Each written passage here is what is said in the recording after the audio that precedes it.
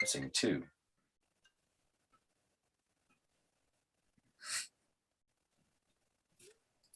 Oh.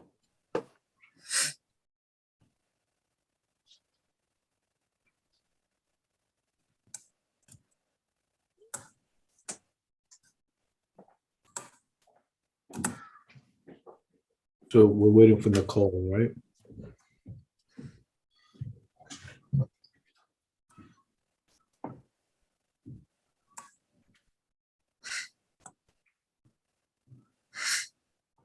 And then once we hit 6:30, I'll start recording. Okay, I'm going to start recording.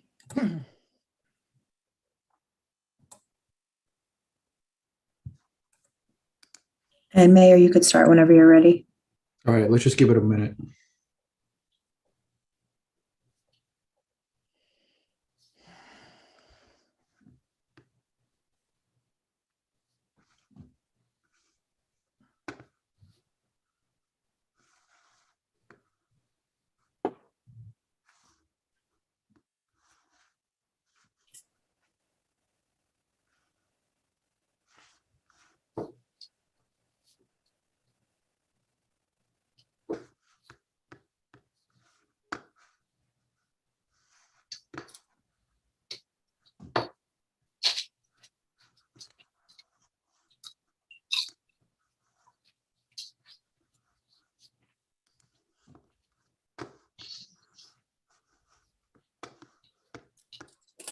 All right, let's get started.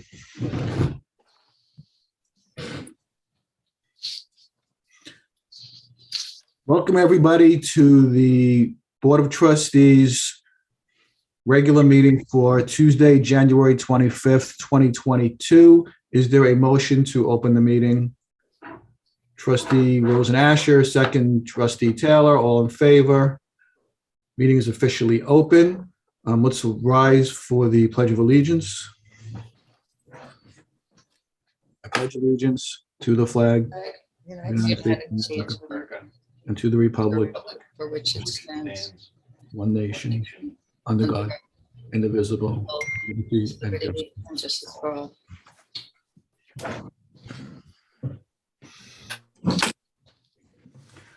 Okay, welcome everybody. The first matter on for the agenda is courtesy of the floor. Do we have anybody who's wants to speak on courtesy of the floor? Yes, Tracy Barron just raised her hand.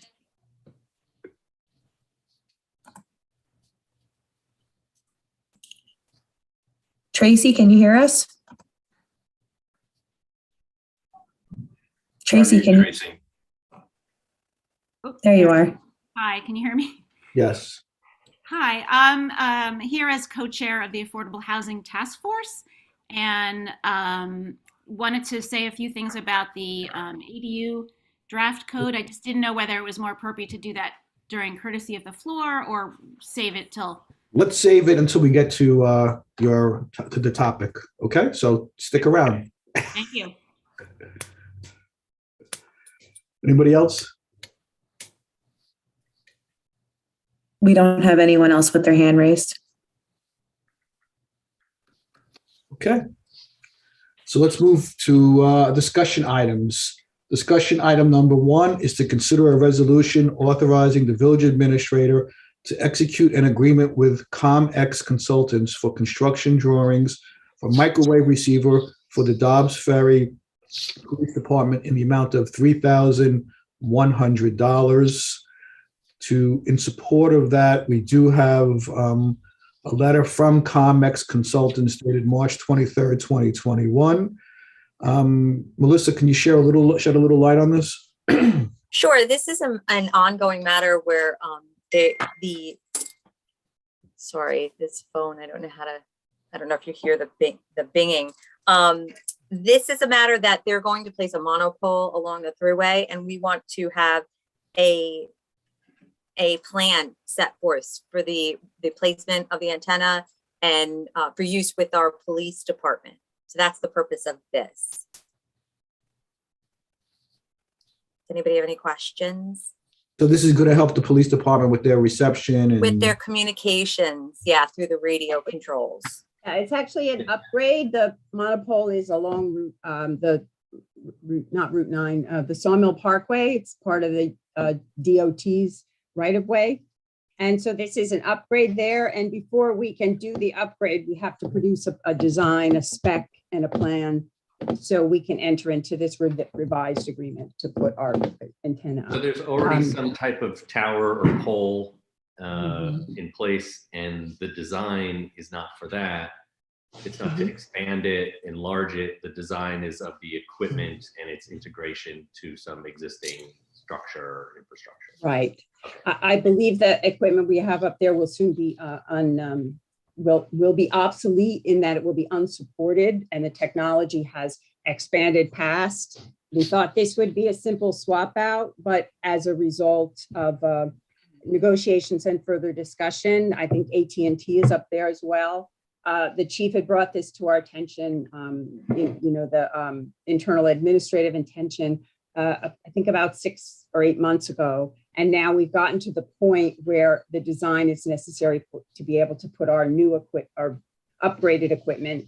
And so this spec and design engineering is necessary. Now, does this help on the regular cell phone reception? This is just for the police department? No, this is emergency services, police department dispatch, yes.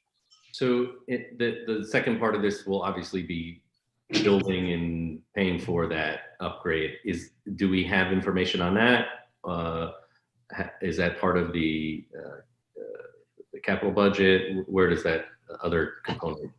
I think that if I recollect the conversation, and it was a while ago, and those brain cells come and go so quickly.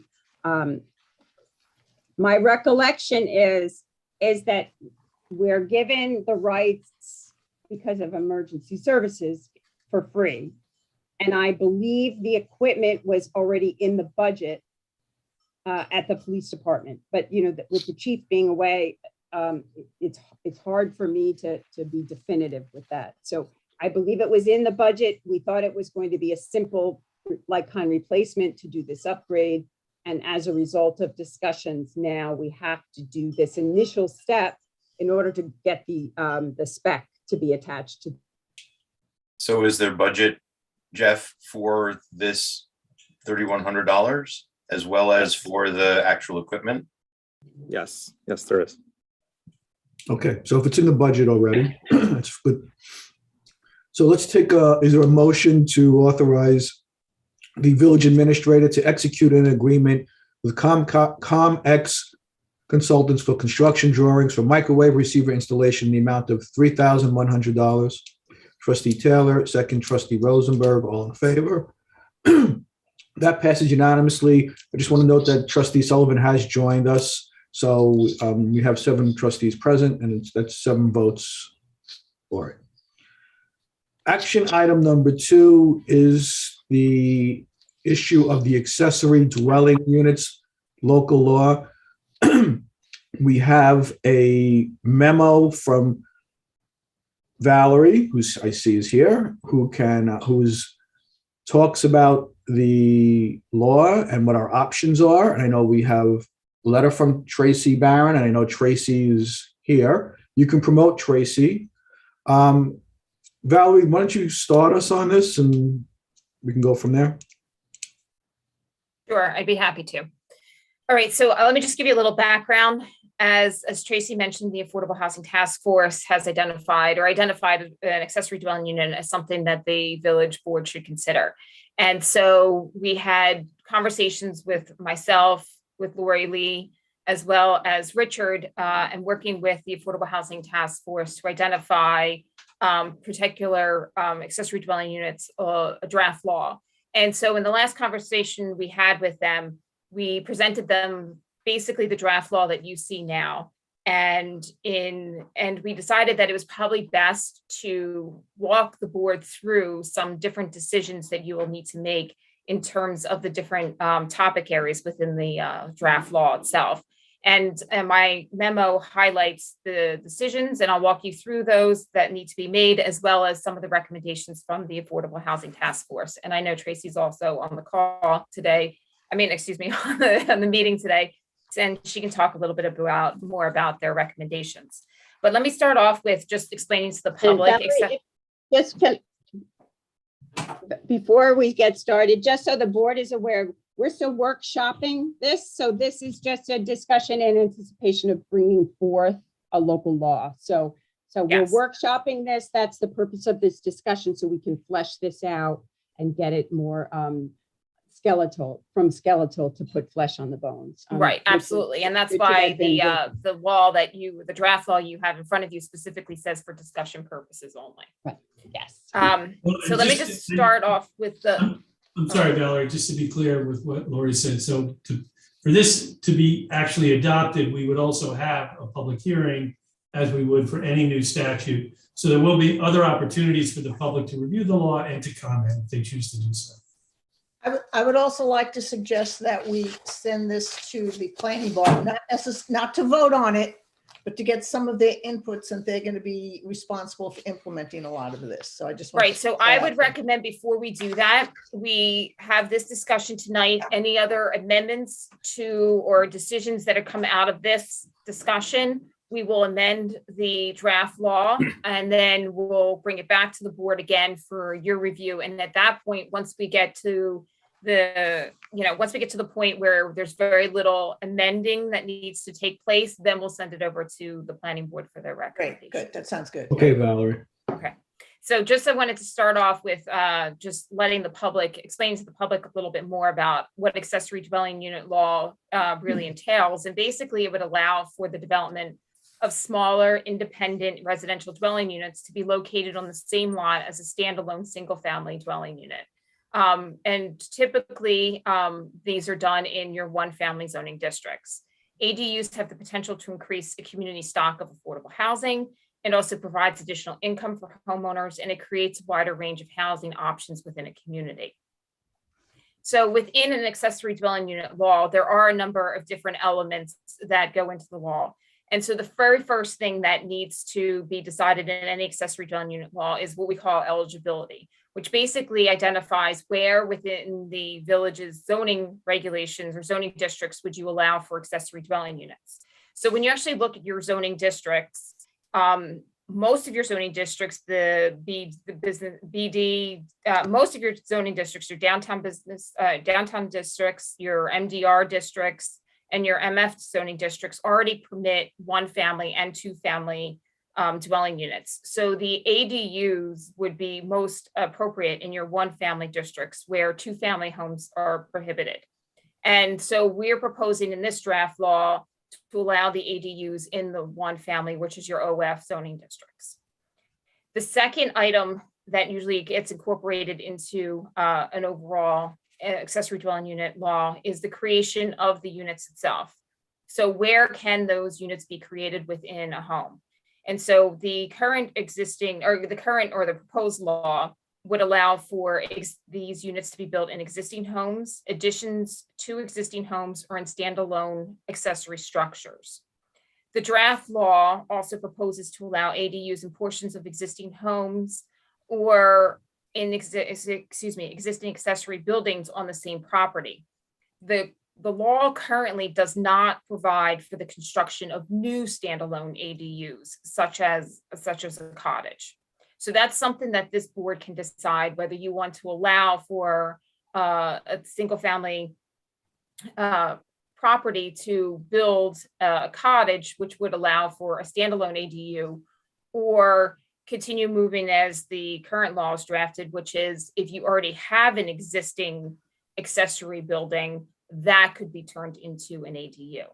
Right now, the current law will allow you to build an ADU within the interior of that single family home and create whatever is needed within that single family home to create that dwelling unit, but it would not allow for the additional structure to be built as a standalone. The current law also prohibits the development of an ADU if the one family dwelling unit has not been in existence in its present size for at least 5 years prior to the application of a special permit for an ADU. This provision specifically is there to prevent the development of a new house with an accessory unit included in the development plans. And again, this is something else that the village board can decide if you want to actually allow for the ADUs to be considered as part of a new development or a new single family home from the get-go, as opposed to retrofitting an existing single family home. So why don't I just stop there for a moment? And if the board has any questions on that particular provision or has any thoughts on that particular provision. Can people I think we're going to be a lot of questions. So I think it's best that people raise their hand and I can call on people. So if you have a question, Matt, you have your hand up first. Go ahead. Yeah, I'm wondering, I know that Tracy's done a lot of sort of looking into the policies around this and recommendations from various advocacy organizations. So Valerie mentioned that there would be, under the current draft, there's no contemplation for the ability to create a new structure on a property. And I'd just like to ask Tracy, like what the recommendations are from the organizations that she's researched around new construction to create an ADU. Okay, Tracy. Is that okay? It's not a typical, it's not a focus of a lot of the affordable housing research that you read about, because it may be that it's just not typical. But in general, the affordable housing advocates like to see fewer restrictions rather than more. So our recommendation would be not to have that restriction. But it's not a focus of a lot of research and commentary that I've seen, actually. That specific one about new cottages.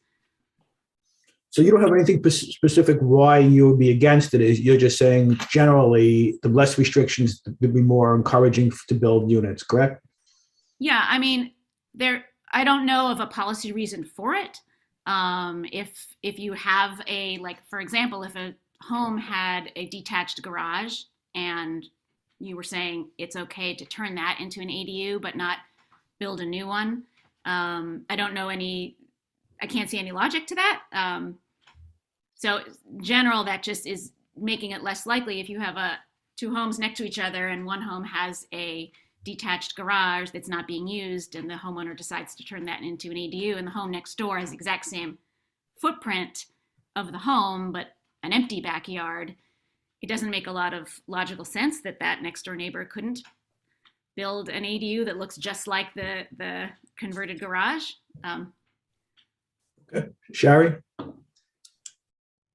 Yeah, to that same point, Tracy, I did have a question and I had highlighted it, and then your email was helpful. I don't understand why there is a specification that the place has to be in existence for at least 5 years prior to the application for a special permit. I guess I'm thinking about this in terms of if I wanted to move with my mother and I could, do something. And so I just was wondering what the research is on that 5 years. Right, That was so I 5 think- years an arbitrary thing, or is that a standard thing? Or It's not so much of a arbitrary or standard thing. I think the issue is really what the overall goals are for the village. So if you want to create accessory dwelling units as flexible as possible, then you would remove those particular restrictions. If some communities prefer to try to keep the single family unit as much as possible, but allow some accessory dwelling units into the mix of single family districts, and at which point they will have those additional restrictions put on to prevent maybe additional units from going from single family dwelling unit to an accessory dwelling, having the accessory dwelling units automatically when they're buying the properties or when they're developing new single family homes.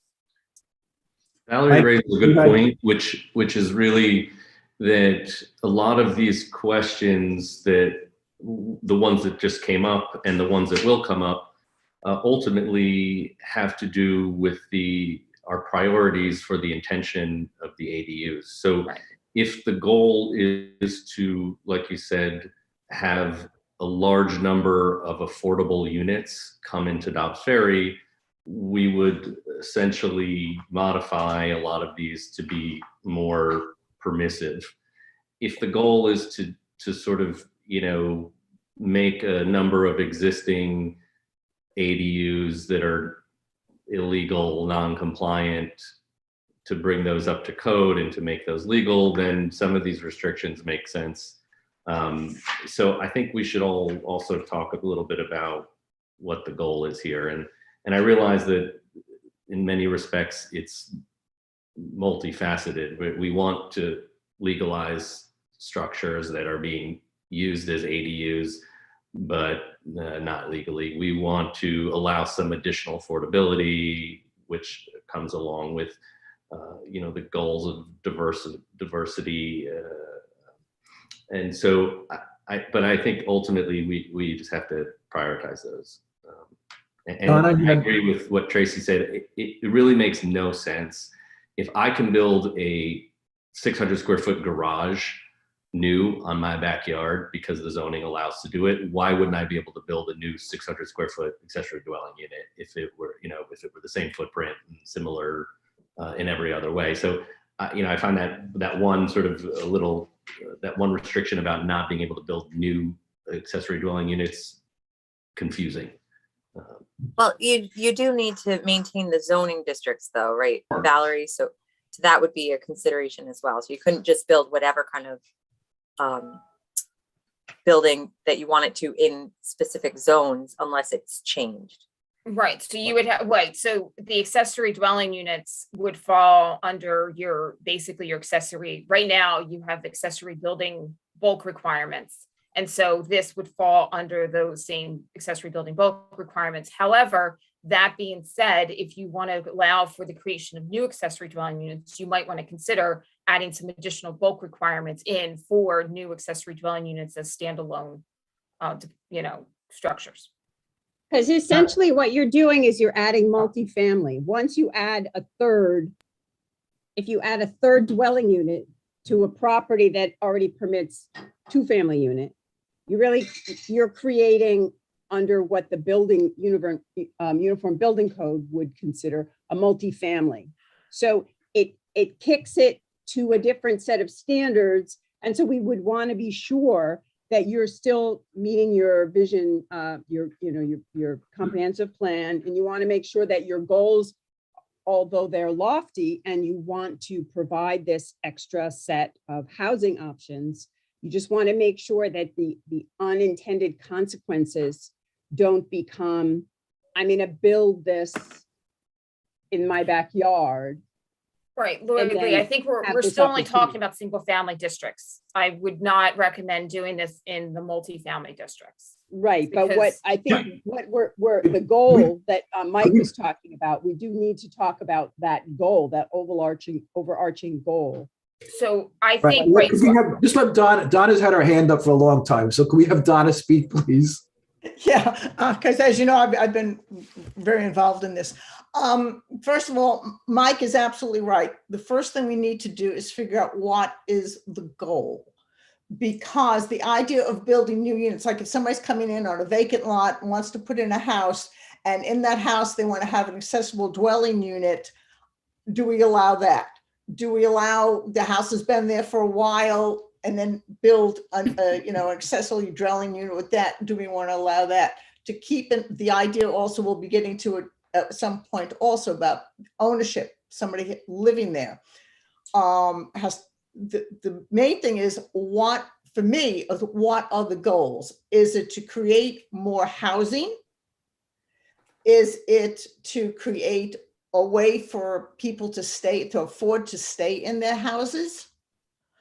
Which would allow for the accessory dwelling unit, say a senior needs extra money to stay in their home or wants to move into the accessible dwelling unit to be able to stay in the home. Again, that was the initial reason where accessory dwelling units come from. And again, you have to keep in mind that when you start building in a one-family zone, this comes down to our zoning. It doesn't mean that we can't do it. And I really don't have that much of an issue with new building for an accessible dwelling unit, but we have to consider that this is a one-family zone. When we start building accessory dwelling units without restrictions in a one-family zone, that could be potentially changing the zoning. Am I correct on that, attorneys? Yeah, let's. Yeah. Okay, Larry, I know you have your hand up. Thank you, Nate. Let me just, this is just a point of clarification. Nothing that is being contemplated here would involve more than 2 dwelling units, 1 unit and 1 accessory unit on That's any correct. piece of property. Is that correct? That's correct. So we're not talking about 3 units. We're not talking about turning something into multifamily or anything else. We're just talking about adding an additional unit. Yes. And I agree with most of what's been said. I think both goals, the goals of keeping people who maybe are having trouble affording our very high taxes, allowing them to keep their homes, A, and B, providing more diversity in the housing stock are both very, very laudable goals. I think the key thing is we don't want to set up a set of laws that turns neighborhoods that people have bought into as single-family neighborhoods into something that more resembles a multifamily situation. And without specifying any schools in particular, areas near a university are probably most vulnerable, or college, most vulnerable to having, the multiple units or a situation where that becomes a problem.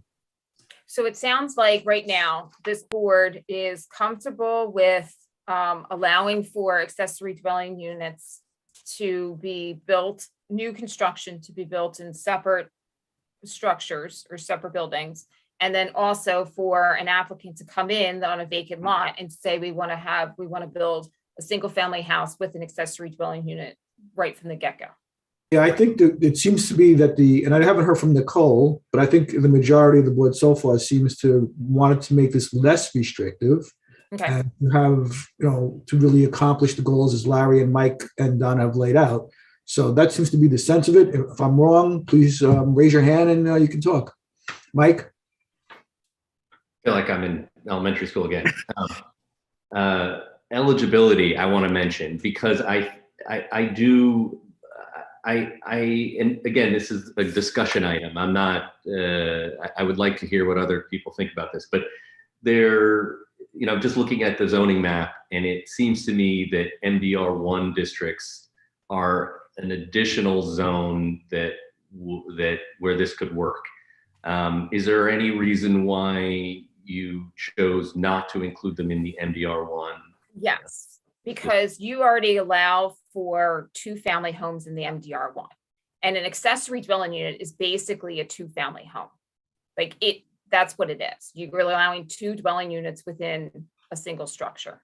So to avoid confusion, right? So when you have an accessory dwelling unit, if you have a single family home in an MDR1 and put an accessory dwelling unit in there, or you put the second dwelling unit in and it becomes a 2-family home, that's the reason why I'm recommending not including the accessory dwelling units within that zoning district, because you already allow for the 2-family structure. I don't quite understand, because if you have an accessory dwelling unit law, it doesn't change a single family district to a 2-family district to a multifamily. It doesn't. It just allows the accessory unit. It's not quite the same thing, right? Particularly when you look at the issues around size, bulk, some of the things that are later in your letter. I think there's a way that it could be crafted to allow that sort of thing. I'm thinking of a maximum of 2. Like between Ashford and Virginia, I'm looking at the map. There's a number of houses along from Washington, towards Lafergie, that are through block. Many of them have, that's a MDR1 district. They all have a primary structure on Ashford and a secondary structure on Virginia. Those seem to sort of lend themselves perfectly to accessory dwelling units. And so, and I don't know if all the other districts, I should look at them, some of the other MDR1 districts a little more carefully, but there's sort of the infrastructure is already there. And so I'm So you're referring to like standalone accessory dwelling units on those? yeah, that's right. Yeah, so I think, right, so my recommendation would be, if you're going to have something like that, right, then I'm almost working into your MDR1 zone, where you allow for that second dwelling unit to be a standalone structure potentially, right? So I think, because I think what you'll find is that you can have this accessory dwelling unit law, and if you don't want to change the 2-family or the MDR1, but you want to have it as only part of the accessory dwelling unit law, then I think you're going to have to identify, do you allow then, if somebody has a single family home that wants an accessory dwelling unit within their building and not a standalone structure on the MDR1, can that be allowed? And does that become like a 2-family home, or is that still an accessory dwelling unit? So I think if you're going to have if you're going to allow the standalone accessory dwelling units as part of the MDR1, we could define it as such that the standalone accessory dwelling unit is permissible, but not necessarily the accessory dwelling unit within the single family home in MDR1, because effectively you're creating a 2-family home at that point. I think that's a really interesting way to split it up. I want to think about that and play it out. Yeah, in my absolutely. And look at the other MDR1 districts, just drive by, walk by. But I'll get back to you. I'm not sure that would work in the MDR one that Mike was just referencing, because it's, one, I don't think there's enough lot space to do that, to have separate structures or not. But I was thinking the same thing about that area, Mike, and there's a lot of 2-families that would probably qualify as an accessory dwelling unit under this proposed law, which changes the value of your property too. So I used to own a house on Ashford. I don't own it anymore. So, but when I sold it, it was a 2-family, and it was very hard to get comps. Whereas if it had been a single family with an accessory dwelling unit, the comps would have been a lot easier, and I would have had a lot higher value. So I feel like we do this, there's going to be people that have homes or owners or builders or whatever that want to take advantage of that stuff too, or convert things. So we have to be mindful of that. I had a couple of questions, but I don't know if this topic was finished. If I might, this is why I brought up the multifamily definition, because if in fact you have 3 accessory dwelling units on a single property, you're essentially making that by definition a multifamily. So we have to just be mindful that we're looking specifically at these little pockets and neighborhoods and finding out where it best would work. And that's part of the research and part of this workshop thing. Donna? I'm sorry I interrupted. I just want to say, I don't know, and again, I can be corrected on this, but I don't want to get caught up in too much of this minutia of the MDR1 and the this and that. I don't want this to start going down a rabbit hole where nothing gets done. So I just want to put that out there. We can decide, do we want to deal with the MDR1 now, or do we want to deal with the accessible dwelling unit law as it is, put that in, and then look at the MDR1, or does it make more sense to look at it all together? But again, I don't want this to go down a rabbit hole. Nicole, did you want to have anything with the topic that we've already discussed, or do you want to talk about ask your questions later on? Whenever you want, however you want to proceed. All right, let's just move. I mean, let's finish the topics that Valerie is already. If we're finished, I mean, I have questions related to Valerie's memo. If that's what you mean. So Valerie, right. I'm going to hit. Right, Valerie, go ahead. I'm going to go through all the different topic areas. So Nicole, if you have a question on any particular topic areas, then maybe it would be best to bring it up when we're having that large discussion.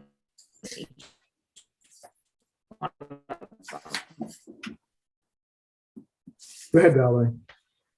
I think Valerie's frozen. I wasn't sure if it was me. I was checking my internet. Tracy, how do you feel about what we've discussed so far? Yeah, I mean, most of my comments are with some of the things that I think are coming up. Okay. Just while we wait for Valerie to unfreeze, I could just say that the Affordable Housing Task Force is very appreciative that that the board is taking this step and considering this. As you recall, we brought this up about a year ago, our recommendations. And we do think this is an important step that the village can take to address affordability. And all our comments are really coming from that vantage point of what can we do so that this really improves affordability. In our research, what we found is that some of the older ADU laws that have been on the books for a while were drafted in a way that it turned out put up a lot of barriers and added costs to ADUs. And so the newer research is saying, here are some things that we no longer recommend, that are sort of no longer considered best practices because they add costs, make it hard for homeowners to create these, and those costs get passed on to the potential folks living there. And so those are where we're focusing our comments on things that are no longer considered best practices, even though they are still part of a lot of existing ADU laws if you look around.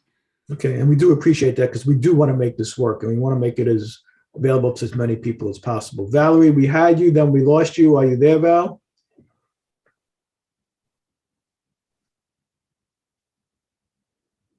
Need to get a microwave antenna on a pole near Valerie's house. Valerie, you were just there. Okay, Phone in, at least get the audio.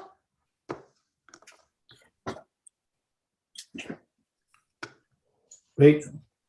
Here she comes. Okay, Valerie. I apologize. If for some reason, I don't know what's going on. You're breaking up again. Maybe she could turn her camera off. If I do. Turn the camera off. cut it out again. Valerie, if you can hear us, can you just call in? Or turn your video off so it's not hogging your bandwidth. Yeah, try that. See what happens. If you could hear us. We don't know if she can hear us. Can somebody text her? I think Laura Lee did. Okay, great. I just turned her video off, but it's still frozen. Maybe while we're waiting, I could raise one kind of question on some of what we've talked about before that I think we're supposed to consider. I'm not sure I have the answer, but I would say, having a separate building as an accessory dwelling unit is a step further than one that's in an existing dwelling, in terms of its potential impact on neighbors. It is. Valerie, are you there? Yes. I actually am calling from my phone, so have Jen check, because then that way she'll be able to get me in. Yeah, we could hear you pretty good. Yeah, as soon as you pop up, I'll allow you to talk on the attendees.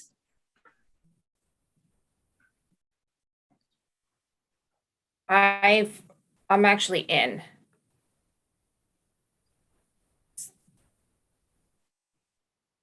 All right. I don't see you in the. Oh, is there a WUMF? Is there a what? WMPF. What is that? She has an alias. Westchester Municipal, Plan, WUMP, WMPF. Valerie's the president of WUMP. All right, well, I'll just continue. Sorry, I'm really sorry about this. Okay. Can you hear me? Yes, we can. Okay.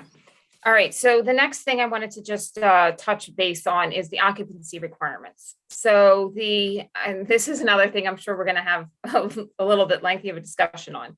But right now, the current ADU law requires owner of a one-family dwelling unit must occupy either the principal dwelling or the accessory dwelling unit as a principal residence. This is very common in accessory dwelling unit laws. The Affordable Housing Task Force recommends removing that requirement. One of the things that this board might want to consider, if you are removing that requirement, you're effectively creating, again, a two-family structure, which is fine. And the board then might want to consider, instead of adopting accessory dwelling unit law, allowing two-family homes to be allowed in the single family districts, with very specific bulk requirements and regulations that are adopted as part of this. If you don't want to require the owner occupancy, because the whole concept of the owner occupancy is to kind of try to promote that same single family characteristic. There's nothing wrong. And let me just, I just want to make sure it's clear that there is nothing wrong with creating 2-family districts. They're completely acceptable. They're great, and they help provide additional dwelling units throughout the community. It's just, again, I'm just trying to raise these issues in terms of how you plan to enforce this and also regulate it through your zoning code. Right. And this has to go to the goal. This went to the goals. This is when we started talking about this months ago. The goals were so seniors and longtime residents could stay in place, and also for young families to be able to welcome college graduates back, to get them more likely to stay in the village. So we're not exporting all of the youth. So those were sort of the main goals that had been highlighted. So based upon that, this owner occupancy was included for part of that discussion. So there wouldn't be the chance that you would be turning your single family zones essentially into or 2 families, which wasn't the goal that had been set out. Right, and again, Tracy, is it just your position or the task force position that you just generally want to have less restrictions as possible? Is that the reasoning for that, for your position? Yeah, I mean, this is one I've been to more trainings and webinars and seminars than I can even recount about ADUs from all over the country. And the first thing they say is, whatever you do, don't have an owner occupancy requirement, don't require off-street parking. Like, these are the common things that are in a lot of old-fashioned ADU laws. And the reason is you want to have fewer restrictions rather than more.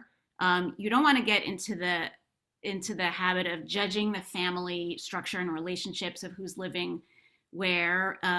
Is that really the purpose? When you create an ADU, whether the owner lives in one or the other or not, you could have 2 families. Just like if I build an ADU in my house and I live in the main house and there's a completely different family or a single person living in the ADU, or maybe it's my mother-in-law, God forbid, either way, it could be another family. So whether I have to live in part of it or not, you're opening up to 2 families. So the risk is it makes it hard for a family. Think about it, this happens all the time. Someone has to sell their house sort of suddenly because of a divorce or a job change or something. And we all know people who decide for one reason or another, I'm not getting a good price, I'm going to rent out my home.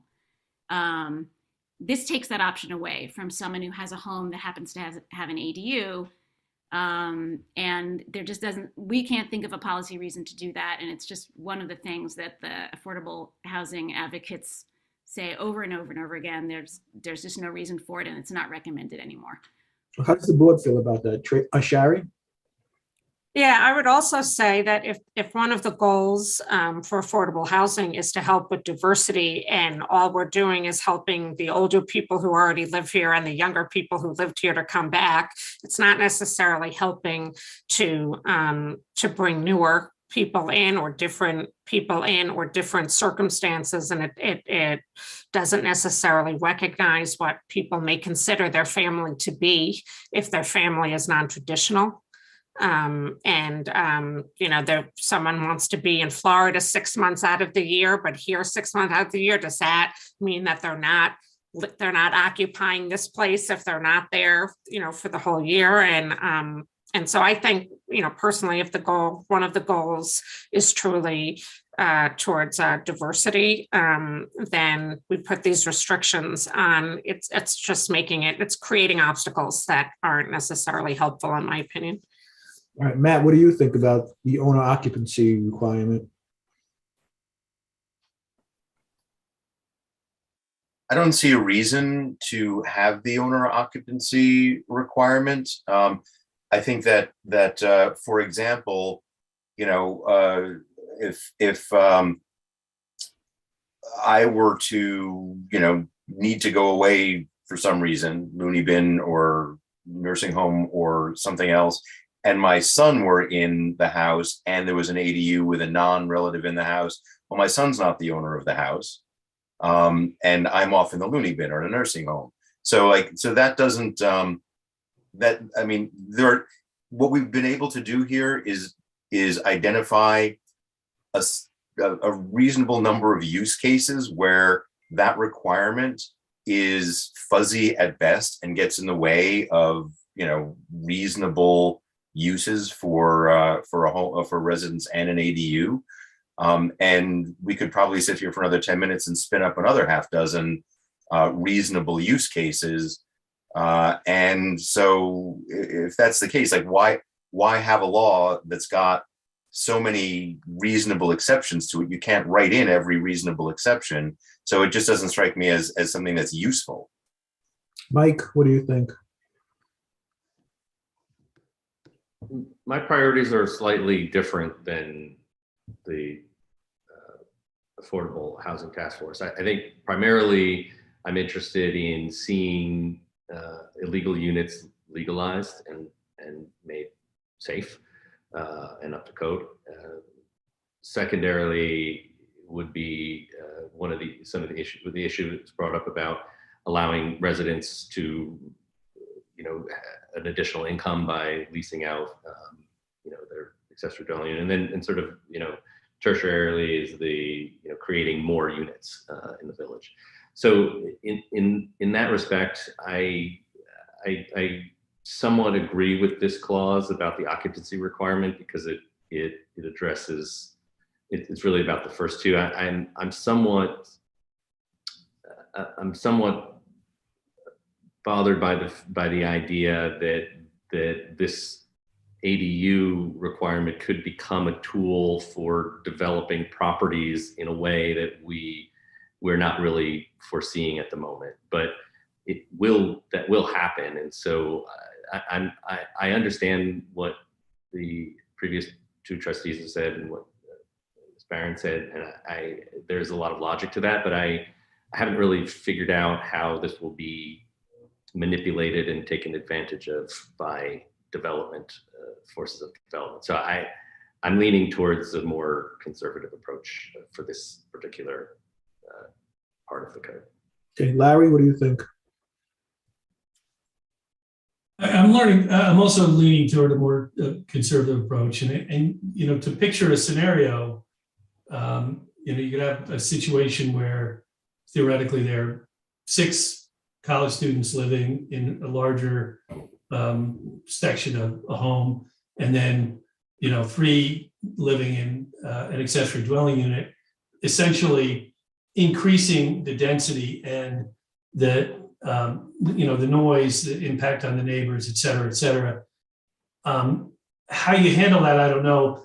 I admit I don't know what in our code whether there are restrictions on the number. I know some housing codes have restrictions on the number of unrelated residents that could be in a particular dwelling. I'm not sure whether we have that in our code, but pardon me? Does somebody know? We don't. I don't believe we do. No, but I think there's specific, there's been lots of court cases on the definition of family. So really restricting the number of people that are not related does not constitute a correct definition of family. It really is people working and living together in a family unit. So that's not a way to, and again, it's partly about just numbers, how many people are going to be, and they would typically be younger people, who are going to be crammed into a single structure that's in a neighborhood or on a block where that's not, characteristic of the other homes. I'm not completely rock solid on saying no to it, to unrelated, to ownership, but I have some concerns about it. I'm trying to think it through. Okay, Nicole? Well, I mean, one, I just want to point out that even if we started out more conservative with the law, we can always change it to take the owner or primary residence requirement out of it. I'm just not really understanding what the benefit is of having the owner be the primary resident even in either the main or the ADU for a year versus not at all? I mean, what's the difference? Why bother? What's the argument for it? Well, the draft law itself right now requires them to actually consistently live there. I know, but the task force suggested it as an alternative that they only live there for a year, and I think other communities have done that. I'm just trying to figure out what the logic would be for the 1 year, because I agree with Mike, like, while I think this ADU concept is helpful for affordable housing and creating more housing for younger and elderly and diverse people to live. I mean, it came up like many years ago, just because there are so many existing already in Dobbs Ferry that just aren't being regulated so that they could be regulated and be safer, especially since Dobbs Ferry is such a dense community. So they have all these ADUs already existing here and to conform them. So, and those might already be being rented out, both the main house and the ADU. I don't know. Donna? I'm torn on the owner occupancy thing. First of all, whoever rents the ADU does not have to be a relative or anything like that. That's, it's for people, it's for young families who, need extra money because the taxes or whatever. So it's not just for the elderly or the people moving back. It is for young families who need some extra money to keep their house. That's what the AD is also for. Again, sort of as Larry pointed out, we don't know the consequences of not having owner occupancy. I mean, I can understand because what's going to be happening is by not having an owner occupancy, it's making it more like a commercial 2-family property. The ADUs are through special permits. They're not typical rentals. They're special permits. So that's different as well. So an ADU is not the same as having a second apartment in a building. Again, I have issues because I think we have seen what happens when you don't have owner occupied houses sometimes, which is why we need that rental registry. I could go either way because I can see both sides, but I would almost prefer to start out with the owner occupancy, see how it goes. And if we want to change the law, we should change the law. I just am concerned about the consequences, unforeseen consequences of not having it. I would like to explore that a little more. And I don't think we need to make decisions tonight. Oh, no, we're not. And we're going to move on. We're going to move on. But I do want to give Tracy an opportunity to respond to the thoughts that you said. Yeah, thank you. I mean, I think I would just encourage you to think about what's your policy goal of potentially including an owner occupancy thing in there, and are there other ways to address it? If you're worried about noise, you have noise ordinances.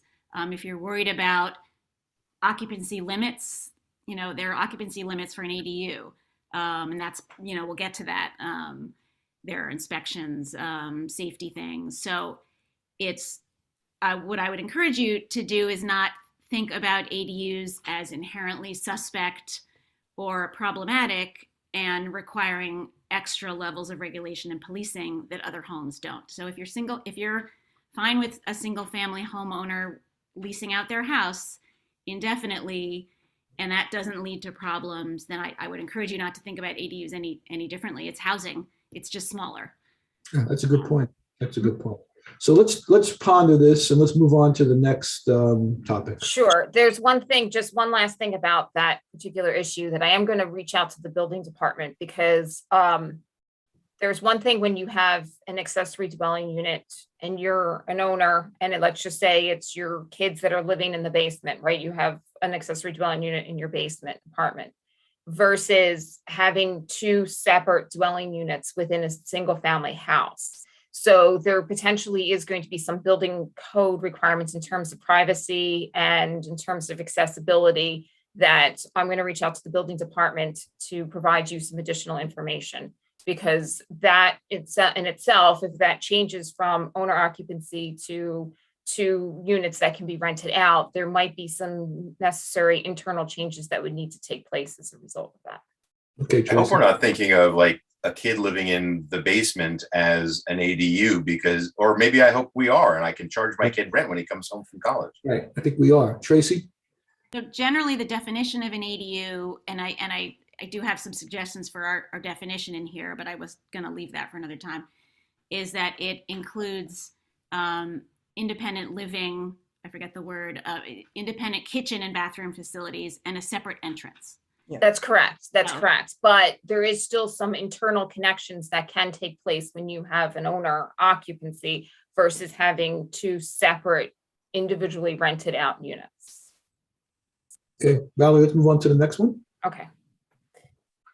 All right, so parking. So this is another one where right now the draft law requires, in addition to the parking requirements of a principal permitted use, one accessible and usable off-street vehicular parking space must be provided for the accessory dwelling unit. The village's Affordable Housing Task Force is requesting that not to be required, that no additional parking is required for an ADU. Existing required parking for the primary dwelling must be maintained or replaced on site. This is also the same provisions as the Westchester County Model Accessory Dwelling Unit Law. And the other option was for no additional off-street parking is required for the construction of ADU. But if the construction of the ADU necessitates the removal of an existing off-street parking space, it must be replaced with an on-site if required by the underlying code. Okay, so I know, Donna, I'm gonna go to you first because you're, I don't have a problem with doing away with the parking requirement, because let's remember, this isn't a one-family zone. This is not, places where you have multiple families. This is in a one-family zone. So usually one-family homes have garages, have driveways. There's usually room in front of their houses for parking. ADUs are only going to be 2 bedrooms. So, and usually, again, since they're going to be hopefully, affordable, chances are there aren't going to be more than one car. So I don't think there is that much of an issue with waiving the parking, unless it's a situation where when we are issuing the special permit, there are reasons as to why they need it. I mean, if there's some really extenuating circumstances as to, there's too much parking on the street already or whatever, that's one thing. But I don't have an issue with doing away with the parking requirements for this. does anybody have an issue with, the Westchester County model? Does anybody have an issue with that? With doing away with the parking or having to include the parking? I'm confused. The Westchester model says that you have to have parking. No, you don't have No additional parking is required for. Yeah, I think that if we follow even just one of the examples, if I decide to move my mother in, I'm building something because she's 80 something, odds are I'm moving her in so she's not driving. So I don't think that's necessary. I think to me, the issue is if you divide your home, forget even, adding a unit on the property, if you divide your home so that you can have two separate entrances and residences in the home, but then you also have to find a place to put an additional on-site parking spot, you're making an onerous requirement that is a disincentive to doing something that you would otherwise do. And I think Don is right that most of the single family streets, there is ample available street parking. The case of an older parent who you don't want to drive is certainly a use case. It's not the only use case. Sometimes there will be people driving in those, but I think there's ample parking in most of the single family districts to be able to absorb what is only really realistically going to be a handful of additional units that are not currently in play, whether legal or not. So I think we don't need to worry too much about, all of a sudden we're going to have overflow parking everywhere. Nicole, you had your hand up first. Yeah, I think if I'm reading this right with the Westchester County, it's like, unless you use parking. So if I convert my garage into an accessory dwelling unit, am I required to replace that lost parking now or not? So if the way the board wants to go is to not require any additional parking, whether it's taken away or not, which is to be really clear with the language, because right now every zone has a certain amount of minimum parking associated with the home, whether it's a single family or something else. I believe the law calls for, you can't take away the existing required parking. And if you do, you have to provide the space. The other That thing I makes want to sense to point me. out is that, we're talking about, there's not, history has shown that there's not going to be that many accessible dwelling units built. In our surrounding villages, they put a limit of 50 on for the communities in Hastings and in Irvington. Neither one of those communities are anywhere near that amount. So I don't see every single house in the one family zone having an accessible dwelling units. I just want to put that out I there. just don't think those communities are, I'm sorry, I didn't mean to interrupt in order, but I don't think those communities are necessarily akin to Dobbs Ferry. I think there's a lot more unique qualities here where we could easily end up with more than 50 accessory dwelling units, or even have 20 or so already existing before we put the law in place. Tracy? Just to add, I think Donna and everyone hit a lot of the points that I would have made. Just two things to add. The way the law is currently drafted, there's another subsection I that gives the planning board the ability to look at a variety of things when it's determining whether to approve a special permit, as parking is one of those things. So if there's a street where it's really a problem, they can make an adjustment in that case. And the other thing to just to note is that Irvington does not have an off-street parking requirement. They have the same thing where it's part of the process, part of the one of the things that the planning department can consider. And we have not heard about any major parking problems happening in Irvington. And it is, again, as I mentioned, it's one of the things that when you go to the many seminars, it's the first thing they say, like, please, whatever you do, don't have off-street parking. The other thing to consider is, in a lot of cases, what you'd be asking a homeowner to do is to pave over part of their lawn or greenery to make another spot, and now you're impacting stormwater and adding an impermeable surface, and to do that on a single family street where there is, in the vast majority of cases, ample on-street parking. And also remember that we don't require other homeowners to do that. We all have neighbors who, for some strange reason, have like 6 cars. And we don't police how many cars people have, and we don't police whether you can park your car on the street or not and just decide to have 6 cars. So again, it's adding a requirement to an ADU that you wouldn't add to someone else, and that those costs just makes the cost high. Those costs get passed on to the potential tenant. Mike?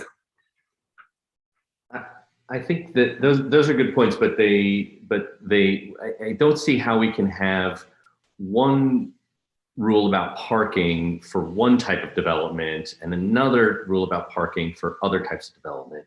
And so what I would suggest is that what we do here is, for existing structures that are being converted to ADUs, or for legalizations of ADUs, we don't require. But if you're going to construct a new building on your property with the intent of it being an ADU, that you add a parking space for those. And in that way, we can address many of the ADU applications without the need to add parking to those, but that we wouldn't have this sort of special rule about development for ADUs versus any other kind of development regarding parking. Okay. So those are another issue that we're going to have to think about. So I think, Valerie, you're down to the design. Yes. All right. So I'm going to summarize the design. But basically, the way the law is right now, it's more subjective in terms of design, right? And it gives more deference to the planning board for making those decisions. The Affordable Housing Task Force is recommending that the board consider adopting more strict design regulations. And the Westchester County Model ADU law, which I also provided as part of the memo, it really does identify very specific design requirements that the board might want to consider. So what I would recommend is if the board wants to consider certain design requirements, we can go back and provide some provide some suggestions within the draft code, or excuse me, draft law. But really the decision is, do you want more specific design requirements, or would you rather it more subjective and to be, yes, basically a decision of the planning board? Thoughts? Matt? I think that removing as much discretion as possible is the thing that we want to do if our goal is to create a certain amount of ease to creating this. As we've seen in the last several years of history, discretion leads to delay and leads to greater costs and leads to inconsistency in decisions. If we have certain guidelines for, if you want to work within these guidelines, you're approved. If you want to work outside of these guidelines, you're not approved.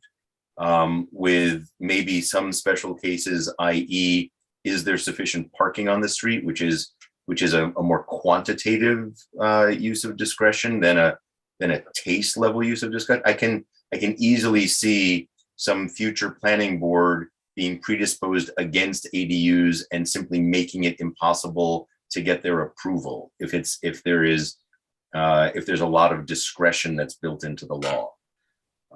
So I just think we should have clear guidelines and make it easy for people to understand what they got to do in order to go forward. Okay, Larry? The problem, I mean, I understand in theory why you're suggesting that, Matt, but every other element of our building code requires the review by some combination of planning board and the HRB. So that's another discussion. But to somehow exempt these units from review by the HRB, or if those boards are ultimately combined or whatever, seems really inconsistent with everything else we're doing. Yeah, so for clarification, and I apologize if that wasn't clear. I'm not suggesting that that you remove review from the planning board. They would still require a special permit and still review by both the planning board and technically right now the AHRB.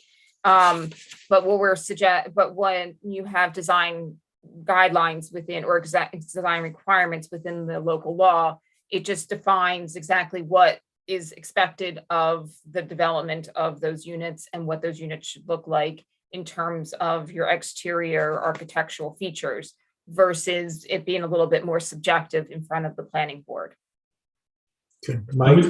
I would defer to Mike, who's got the most experience dealing with this. I think Matt and I have talked about this before. I couldn't disagree with you more. You disagree with Matt more? Is that what you're saying? You're disagreeing with Matt? We with Matt, yeah. I mean, okay. The design review process is subjective, no matter how you cut it up, right? Even if you create design guidelines, it becomes subjective as to whether or not are you close enough to the guideline or not. And so I do believe that we should create some kind of design guideline, diagram, and narrative. We have something like this. It's called the residential design guidelines, and it does help people. It's not always a focus, but I think to address that issue, Matt, we should come up with some design guidelines. So there is a roadmap for people who want to do this. However, I think unless we want to change the entire review process for the village, which I think would, if we took that on here, it would undermine the ADU process because it gets time. So I think we should include a design review. I think we should have some certain standards. Maybe we create a set of diagrams and or narrative points that a homeowner or anyone can refer to as part of it. I mean, we already have design guidelines, so it can probably be adapted for this, but there needs to be some kind of design review. Tracy? So we're, and as you see, we, in some previous version of this memo, we included a couple of options the goal, and we have a little bit of a disagreement with this within our affordable housing task force. I'll just say, because we have architects and designers on our group, but the thing that the research shows is that you want to avoid words that are not defined well. So words like, if it doesn't fit the neighborhood character, what does that mean? So you want to give someone who's thinking about building one or adding one some information so they know what to do in order to get this approved, so they don't waste time having to hire architects and lawyers and go back and forth. That adds to the cost, and it also makes it something that only becomes available to a wealthy homeowner who can afford to hire those people. So just be a little more specific and objective, and it can be very simple in terms of, height, setback, privacy, the visibility of an entrance from the front is a common one that some neighborhoods like to avoid. You can list those things out, and that just gives a little bit of predictability to someone who is thinking about going down this road and reduces the cost. So it's just to stay away from things like the character. If we determine what the character is, it's just very fuzzy. Okay. So I think, Valerie, that you have a sense of where, go ahead, Shari. Yeah, I was going to say, when I was reading through the word character was like a dog whistle for me. And I find it very pejorative. And so while I don't think it should be, just craziness and everyone could do anything they want, and but I guess I interpreted design to be about the basic parameters, safety, hitting certain codes, and I would think if someone was going to put especially a separate structure on their property, that inherently they would have it be something that goes with the house that they already have. But the word character did not sit well with me, because it to me was a dog whistle to, it has to be a certain way and look a certain way for us to be accepting of it. So, but I do think that there should be guidelines, because I agree, I've had my own issues with doing things on my house, and had I found out initially what I could do, it would have saved me a lot of time and money. So, Donna? Yeah, obviously there needs to be some kind of design guidelines, but when you go from the planning board, AHRB, there are certain things that you need to do anyway. You can't have something that's in total contrast to the house that's being built. That being said, putting in the word character of the neighborhood can get very iffy, because then you can get into the character of a neighborhood is not to have additional houses here. So I think that's just too vague a term. Mike? I just want to point out that term character is in our code like 80 times when you read through the powers of the planning board, AHRB, the design guidelines, the vision plan.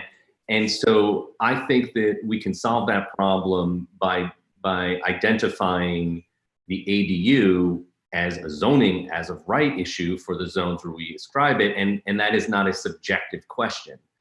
I think that's one, it's not does the neighborhood character allow ADUs? That's not a question for the reviewing boards, right? That's a zoning as of right issue. So I think we can avoid character being a tool to deny the approval of an ADU, but I just don't see how we can, it's already there. So we're gonna have to deal with it in one way or another. So let me work on some potential design requirements, and then I'll bring that back to the board. Okay, so Valerie, I think you have a sense of where residential design guideline, which is like several pages.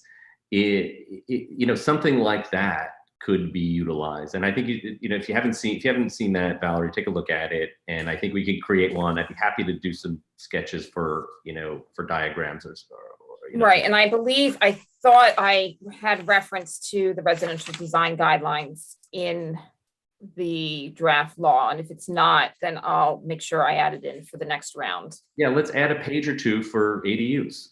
Yeah, it's in your memo, Valerie, and I think it really would be helpful to utilize it's Appendix G in your zoning code. So it would be helpful to utilize these existing adapted for this smaller type of dwelling. So Valerie, I think you have a sense of where we're going on most of these issues. So if you could just address that. I know you have some questions with the building department as far as ADUs in one structure. So Right. if we could do that together, that's great. Tracy, before we let you go, do you have anything you'd want to add or say? Just wanted to raise one more question. Is we were wondering why there's some language, I lost the page, saying calling for separate water metering wherever feasible. So I don't know what that means, and it's not considered a best practice anymore, and it's not in the Hastings and Irvington code. So I don't know what the thought was behind that. Right, so we can remove that. I think the thought was that if you're creating, again, two separate units, that you would try to keep those services separate, but I understand and we can remove that.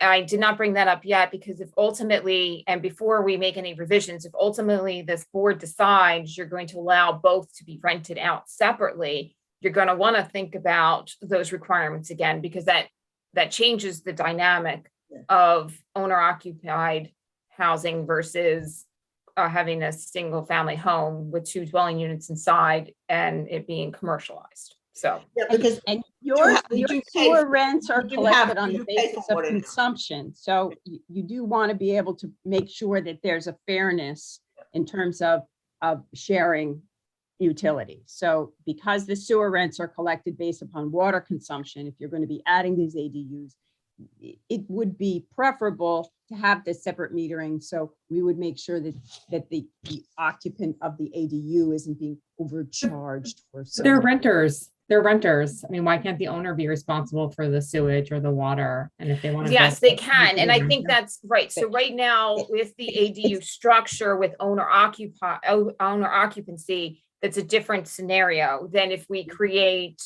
both Right. units can be rented out without the owner being, occupying any either the principal or the accessory dwelling unit. If I Because own a we house in had- Dobbs-Ferry and I rent it out, I mean, I pay the sewage, I pay the water, and if I bill it back to my renter and their rent, fine. But I mean, I don't know why we would create that hurdle for this when we don't do it for any other building or house that's rented.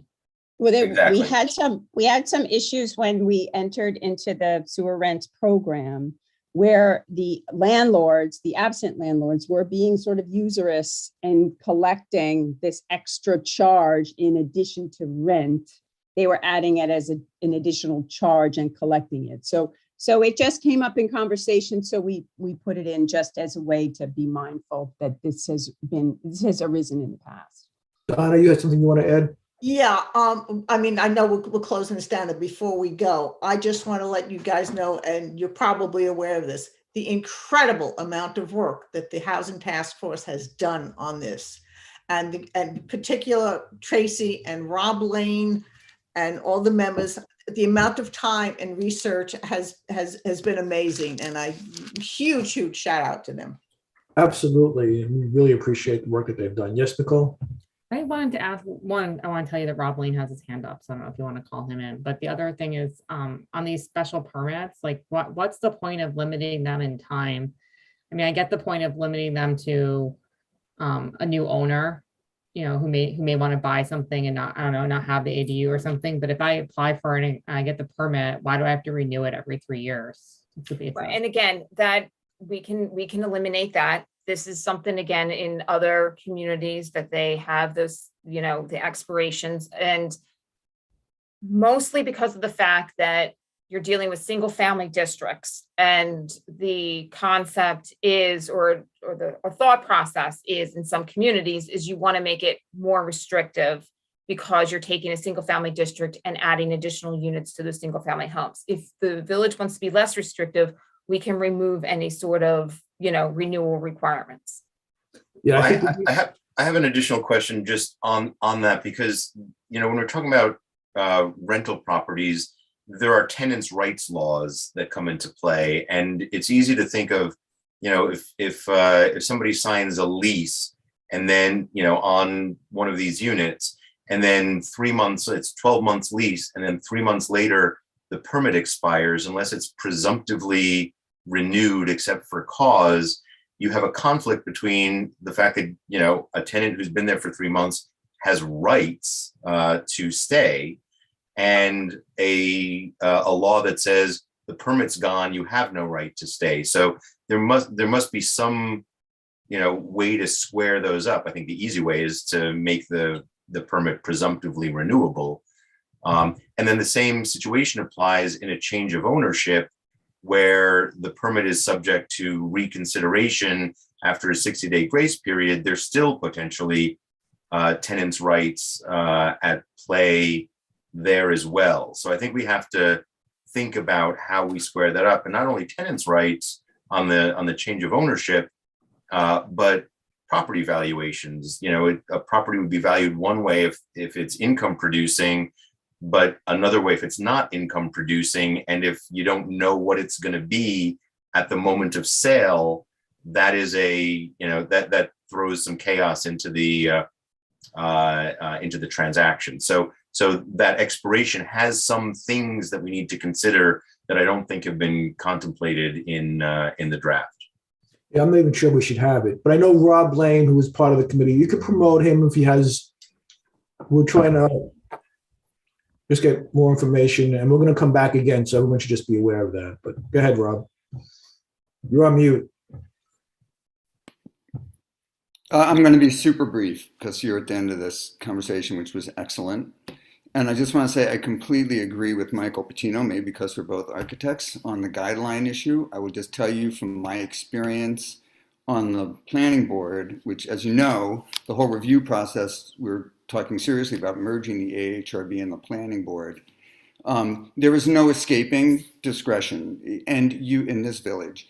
The conditions in these old villages are so idiosyncratic from site to site that you can make as many guidelines as you want, and you are going to still be sitting there talking about the various adjustments that you have to make and whether or not they are appropriate or not. And if we have this new model of combining the AHRB and the planning board, maybe that will go more smoothly.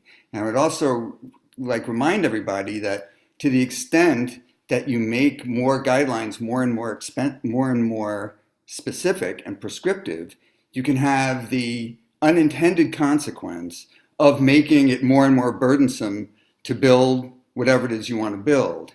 So in my opinion, in this village, you're much more likely to discourage these things from happening by trying to over-design guideline them than you are by using the word character, which, as Michael said, is all over our code anyway, and there's no getting around it. So I think we all agree, basically, we're looking for a sweet spot between it somehow seeming arbitrary and capricious, and it's just one person's aesthetic opinion, versus something that is just incredibly tight and almost administrative in its review. And I think we have to work on that in the context of the way we do land use review in this village, and that would be a good and important discussion to have.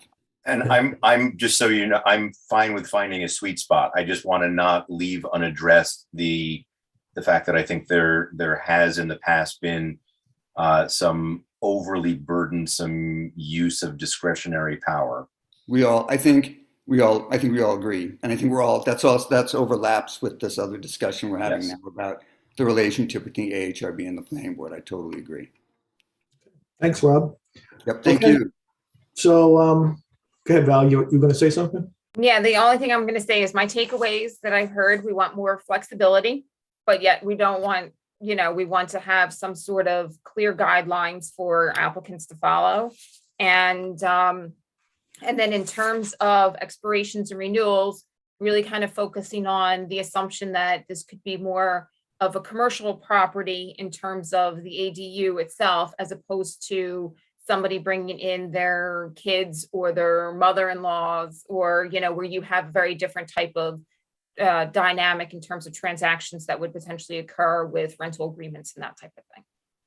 I had one other quick question, if I might, and this is only specific to the idea of building a new structure, really, or dividing a house where you're actually putting up walls and barriers. And that is, there is a requirement in the draft law for an inspection, but it doesn't speak to whether a separate detached unit requires its own C of O. And so I was just curious as to whether there was any reason to think of that unit sort of separately from a CSO, a CFO, C of O, and compliance, code compliance perspective. I mean, I would assume it's going to need its C of O, just like, but so would the accessory dwelling unit within the house. And does Roy, I that don't need to know be if you have specified anything. though Yeah. in the law? So yeah, well, we can make sure it refers back to the building. It's a cross referral back Yeah. to the other area of the code, and we can put those cross references in once we have the goals established and what we want to tweak. You know, Exactly. the commercialization of this, the owner occupancy, the parking. Now we've got to take a second mishmash at this. Valerie and I have been working on this. So let's take into this process now the comments received and sort of now remorph it and come back for more workshopping. Okay, we appreciate it. Let us know when you're ready. Another item, Valerie, that I would like to talk to the building department about, perhaps, and this has to do with the legalization components of a lot of existing, existing apartments that could be incorporated into this. Yeah. I believe that there are quite a few existing illegal units in the MDR1 district. I would like to try to gather a little data about that. And I think that would be important for our subsequent conversations about including other zones or not. Okay. If we decide to include other zones, how we could craft that in a sensible way for everyone. Okay. I have one last question, Mayor, or at least my last question. Do we have to do anything with the historic districts that we have? Like, so if you're in a historic district, are you allowed to add an ADU? I know they can probably convert an interior because that doesn't seem to be impacted, but. Well, the historic districts allow accessory buildings. So I think that there are, we're getting into the area that we were just talking about, the design review area, where there are going to be greater restrictions on creating an ADU in a historic district, but there's no restriction on a garage or a painting studio or anything like that in those. Okay. I just want to make sure because I know that that's been an issue and could come up again. Tracy, you have something before we wrap it up? I was just going to throw out, and just in terms of things to think about in the next draft or the one after that weren't addressed, and I don't pretend that I have answers right now, but some of the things that often get addressed are fees, what fees would be charged. There is sample language about that, wanting to make sure the fees are not too high. Another thing is what to do about existing potentially illegal ADUs. There are a lot of different things we could do in terms of amnesty for existing ADUs. And in the AARP, one of the links in the memo I sent you is this large AARP document. If you scroll down to page 46, there's a lot of information on sort of different ways you could go. So our committee has not come to any conclusions, but there's some food for thought down there. I think this is what Mike was getting at, right, Mike? Yeah, and Ms. Barron, I think it'd be very helpful if, when we have our next discussion on this, even if there's no consensus in your group, that we could you could weigh in to some degree on why we would adopt one policy versus another with regard to legalizing those. Okay, I mean, most of the options that we would probably recommend is along the lines of giving extended periods of time for people to bring illegal ADUs up to code, focusing on real health and safety issues first and foremost. And potentially there are sometimes grant and aid programs that can help low and moderate income folks give them money available to bring things up to code. So those are the types of things. Okay. So we'll study it and get back to you. All right, I appreciate it. I appreciate everything that your whole committee has done. So thank you very much. And thank you, Valerie, and thank you, Laura Lee, for your efforts. Thank you. Okay.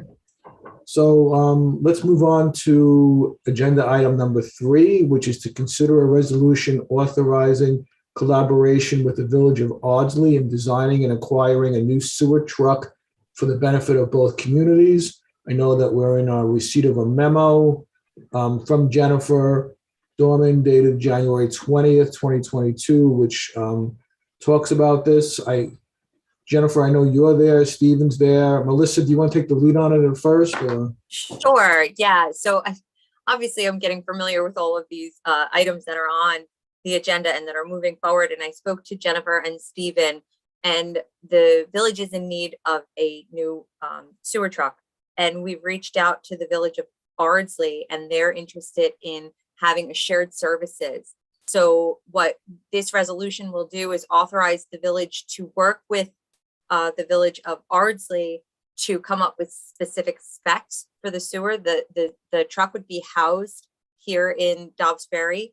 And then once we get the specs all done so that both communities are satisfied, then we would come back to the board for authorization for the IMA, which we would enter into before we do the purchasing. But I believe that it wouldn't be ready for purchase until next year, but this is starting that process.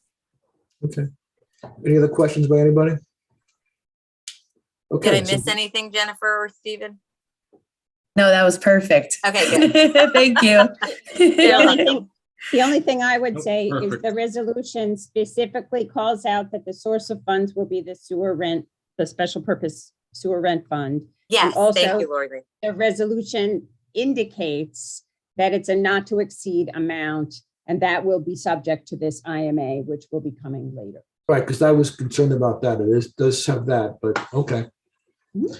Okay, so let's move forward on this. So is there a resolution authorizing collaboration with the Village of Ardsley in designing and acquiring a new sewer truck for the benefit of both communities? I just want to make it clear that, as Laura Lee has indicated, that the village administrator will be authorized to execute an intermunicipal agreement with the Village of Ardsley and any other necessary documents to complete acquisition of said sewer truck using funds sourced from the Dobbs Ferry Sewer Fund in the amount not to exceed $150,000. Is there a motion? Trustee Patino, second. Trustee Sullivan, all in favor? Okay, that passes unanimously. Thank you, everybody. Thank you. The next agenda, you're welcome. The next agenda item is to discuss the inter-village celebrations of Juneteenth and Pride at Waterfront Park. And I know last year, we tried to get something going and we just ran out of time. I think this year we are really want to make sure that we get something done. So we're putting this on so early we can address it, make decisions, and move forward with it on it. So I know that Shari, you've been dealing with the Human Rights Diversity Committee, and they were either approached or in talking to the Greenberg Committee about some kind of celebrations. So maybe you can shed some light on it. Sure.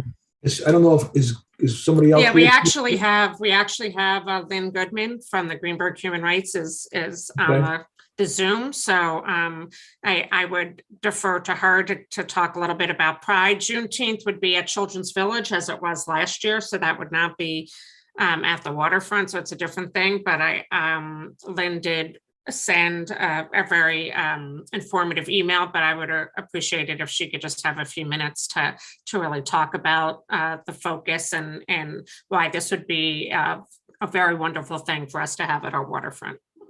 Welcome, Lynn. Can you just tell us again your name and your affiliation? Sure. Good evening, everybody. I'm Lynn Goodman. I'm the chair of the Town of Greenberg Human Rights Advisory Committee.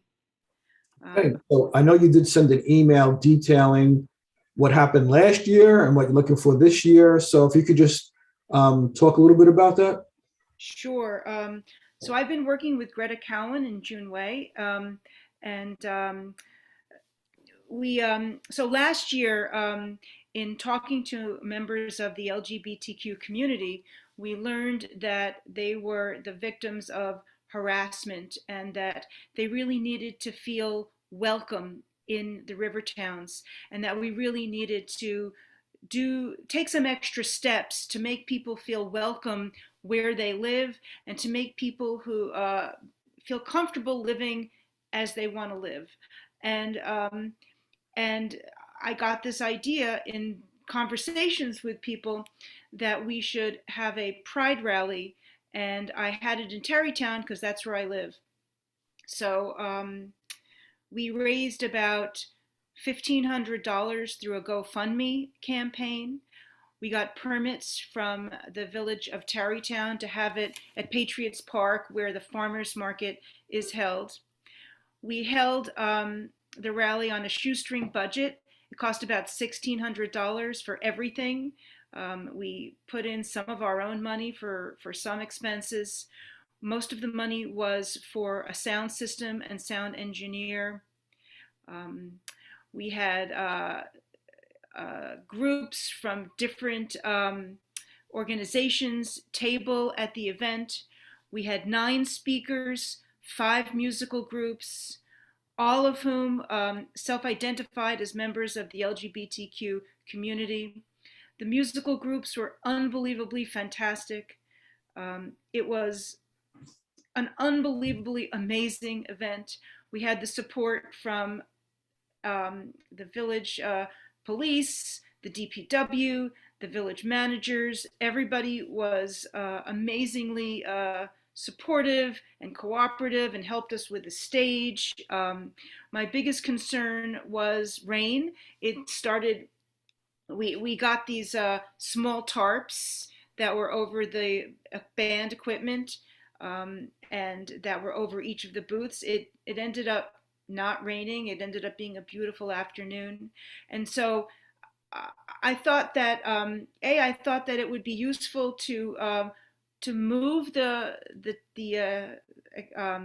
celebration instead of have it in one place. And I thought that Dobbs Ferry is a perfect place for the next Pride rally. I was hearing that you were planning to paint this rainbow flag in one of your streets, that you have a wonderful activist community, and that this is something that would really bring the community together and show people who are LGBTQ that they can live in Dobbs and they don't have to worry, that they have support. And so that's why I'm working with your Human Rights Committee, and I would help advise them on everything they need to do to have a wonderful Pride rally in Dobbs. Then can you tell us how many people attended the event in Tarrytown? Somewhere between 100 and 150 people. I didn't take a head count, but it was a very quiet, people brought their blankets and sat out and listened to the music. And what date are you, what date are you asking for, you think? Well, the date is something that is up in the air. Any date in June. We haven't decided on a specific date, and so I'm not gonna. I've heard different dates being talked about. I'll jump in there. Originally I had a meeting with June to discuss this, and they were concerned about, working around the graduation and other things that happen. And so I think that the date they were focused on was June 25th, and I believe the New York City Pride is June 26th. But they would be open to other dates. What they wanted, they want to make this as welcoming and not something that's going to compete with something else that's necessarily going on. But we've already had some wonderful human rights rallies down at the waterfront, and this would be another one. But it also adds the component of being a family-friendly day of music and speakers and things like that too. So, but I think the date that I think June is working on the permit, and I believe it was either the 25th or the 11th, but then in my conversation with the downtown committee, they were trying to put an event together for the 11th. So I think we're looking at the 25th, if I'm correct. Okay, I think it's a wonderful thing. I don't know if anyone from the board has any objections or reservations about it. I think it's a great thing. It's just, I think technically you have to do the, I don't know if it's a village sponsored event, so you don't have to do the park permit, or if it's not being sponsored by the village, but whatever. I think everyone would be in favor of it. It's a great event. Thank you. Okay, so then I'll leave it to Melissa to work out with Laura Lee and to June. June's already, got all the information, so, okay? Great. Okay. Thank you, Lynn. Thank you, Lynn, for taking the time to come down and explain it to us.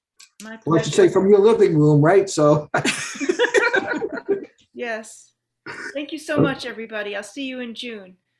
I'm You're not trying to welcome. get out of here, but Thanks again. I'll try. Okay, Okay. and then the Juneteenth, as I said, that would be, as a lot of us were at the one at Children's Village last year, which, was awesome. They had the Freedom Riders speak, and those kids are again. So I think they're doing that again. And I think a memo was also sent from Children's Village. They're working on the dates. They have to make sure to either do it, they want to do it on, I think, the Friday, which I believe is the 17th of June, either the Friday or the Thursday. They need to do it during the week because a lot of the kids go home on the weekends, and it will be a similar type of event with music, speakers, food on the Children's Village property. So I don't think there's anything that we need to do other than put it on your calendar and try to attend. exactly. I don't, Great right. food. Yeah, the food was great. I agree. Right. Yeah. So I don't think there's anything we have to do either. Is just like you said, put it on our calendar.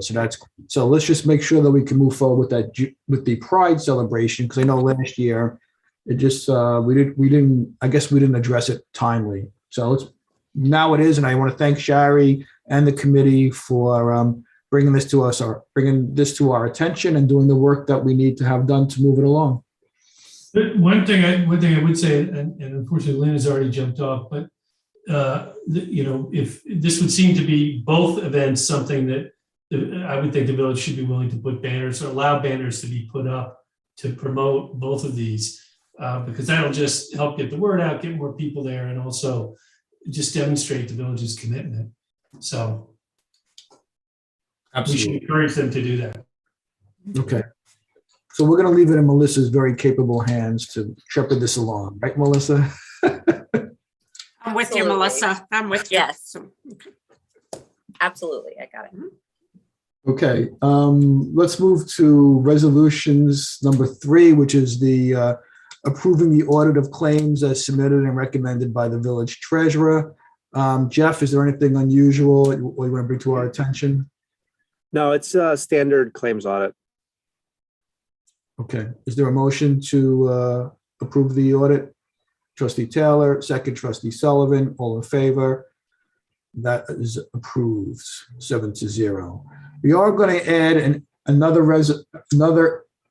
resolution to the agenda, and that will be number 4, which are appointments to be made to certain committees as per the nominating committee.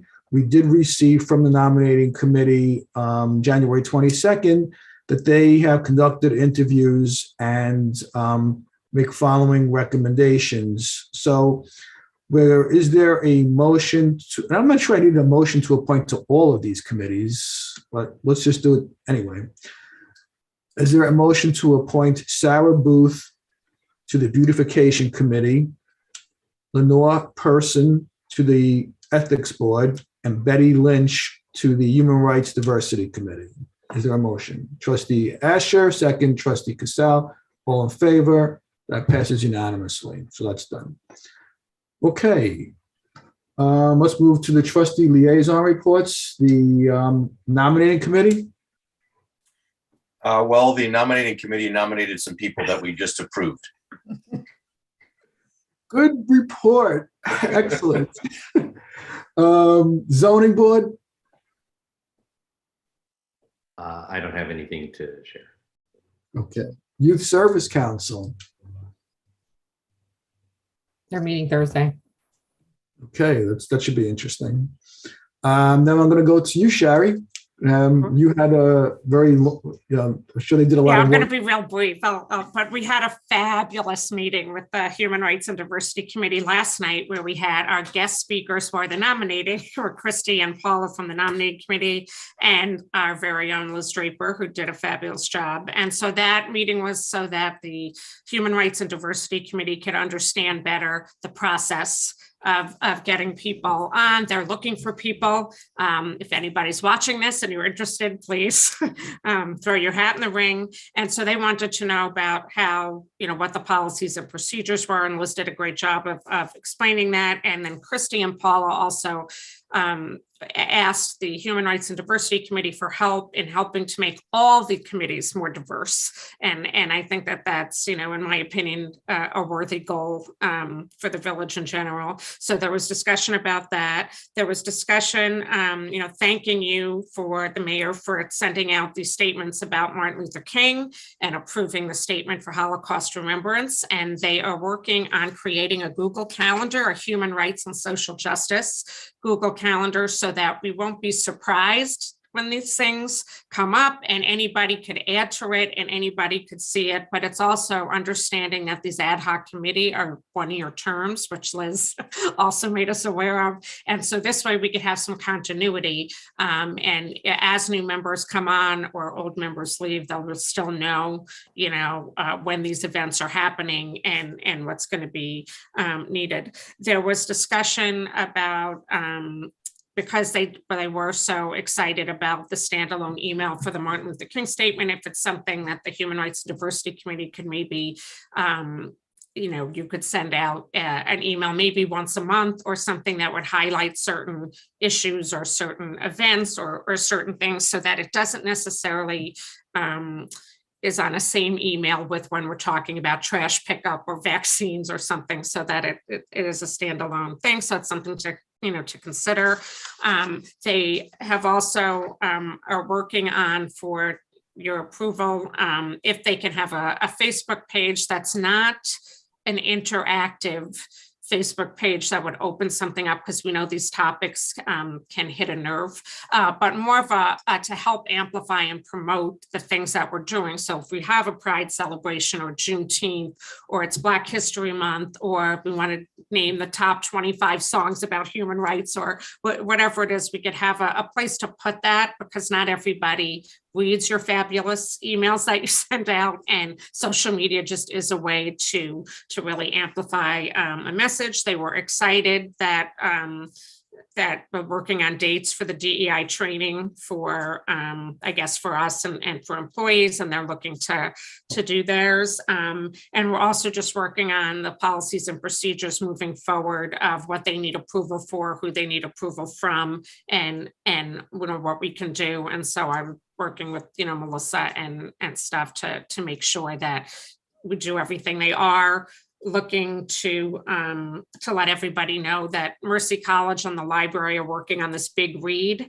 And the book is Infinite Country. It is something that deals with diversity, and a lot of the groups in the village have already signed on to participate. So it should be something we might want to consider, the Board of Trustees, to get involved in this big read and read the book as well. The school board, I think, has signed on, and the PTSA and spring, and a whole bunch of other things. And I think that's it. Yeah. Yeah, I want to thank you for that.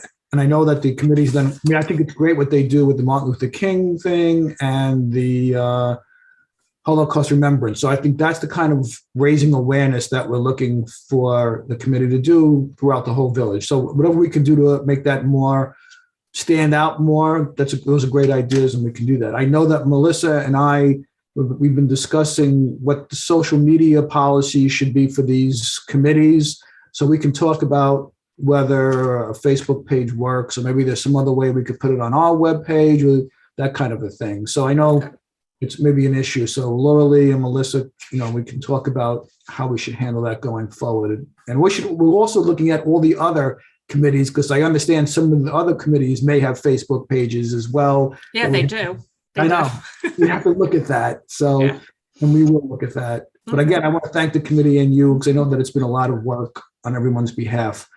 I do want to say, I think Shari, correct me if I'm wrong, you did send a little tweak to the, Yeah, they added just another sentence that just really kind of wraps everything in the understanding that when we talk about Holocaust Remembrance Day, this is a human rights issue when we're talking about. So, they gave all the historical stuff in that statement. So if you could include it, they would appreciate having just that extra sentence or two, okay. added. I hate to ask you, but can you send that to me and Melissa and Laura Lee? Of course, absolutely. Mhm. Thank you.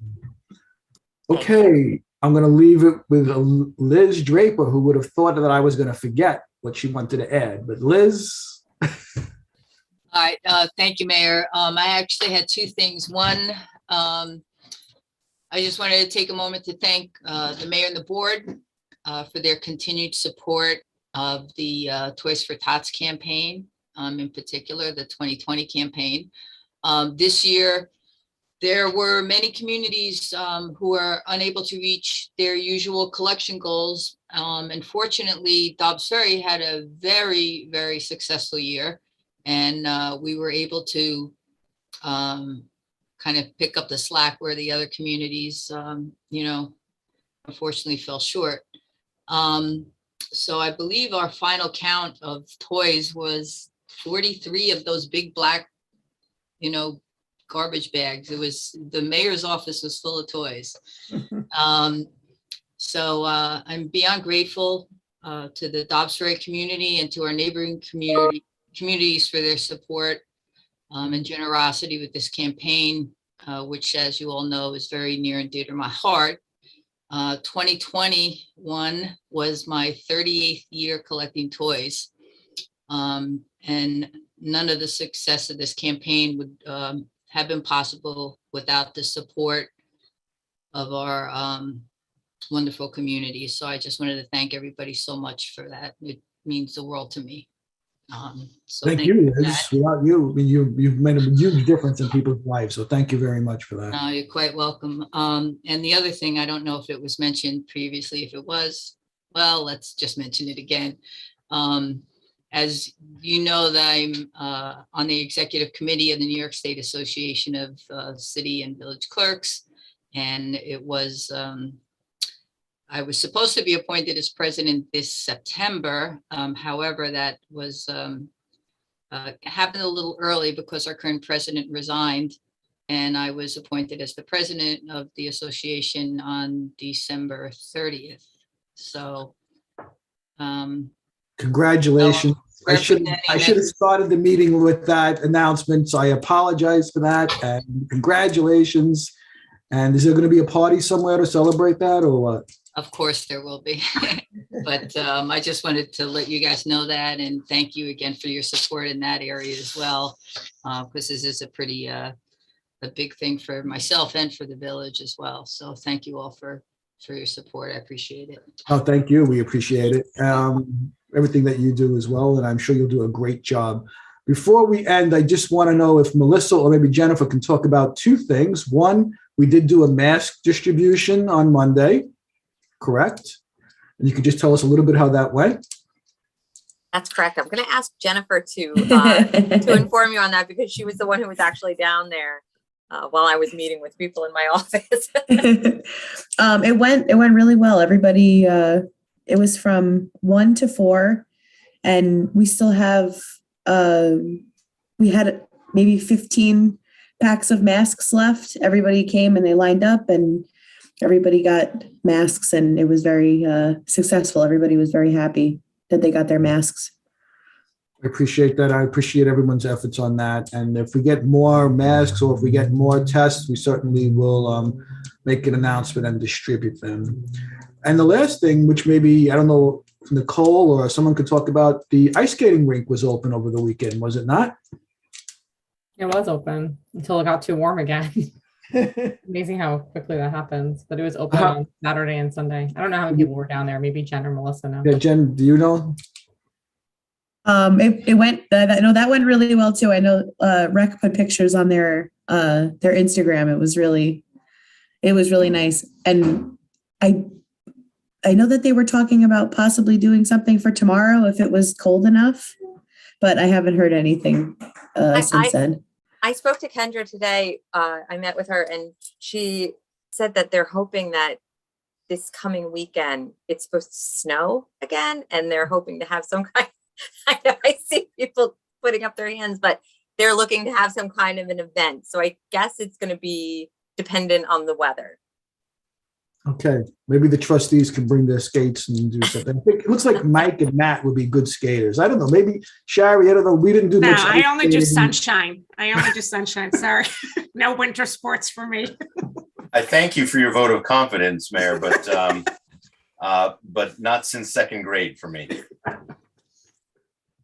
Well, we'll see how it goes then. So if there's nothing further, is there a motion to adjourn this Well, meeting? one other further thing, actually. I just want to acknowledge that Melissa has made it through her first meeting as village administrator.